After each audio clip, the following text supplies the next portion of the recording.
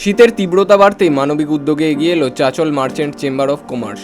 রবিবার মালদার চাচল সদরে একাধিক ক্ষুদ্র ও ছোট ব্যবসায়ীর হাতে কম্বল তুলে দেন সংগঠনের সদস্যরা।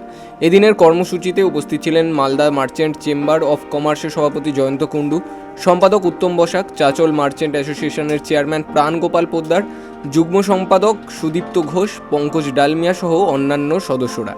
সংগঠনের পক্ষ থেকে দোকানে দোকানে গিয়ে ক্ষুদ্র ব্যবসায়ীদের গায়ে কম্বল পরিয়ে দেওয়া হয়। এই মানবিক উদ্যোগে খুশি স্থানীয় ব্যবসায়ী ও চাঁচলবাসী।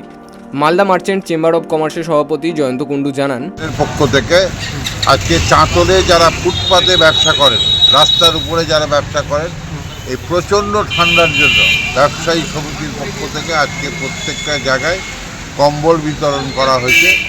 এখানে আজকে যে কম্বল বিতরণ করা হয়েছে, মোটামুটি আমাদের যা টার্গেট সেটা হচ্ছে আগামী বুধবার বৃহস্পতিবারের মধ্যে প্রায় 300-350 ব্যবসায়ীর হাতে আমরা কম্বলটা পৌঁছে দেবো।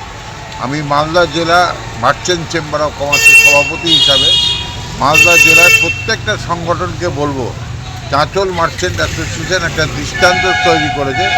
প্রত্যেকটা জেলার ব্যবসায়ী সংগঠনগুলো যদি নিজেরা অন্তত 100টা করে কম্বল বিতরণ করতে পারে ব্যবসায়ীদের মধ্যে, সাধারণ মানুষের মধ্যে, মানুষ উপকৃত হবে, ব্যবসায়ীরা উপকৃত হবে। এই উদ্যোগকে ঘিরে এলাকা জুড়ে ইতিবাচক সাড়া পড়েছে।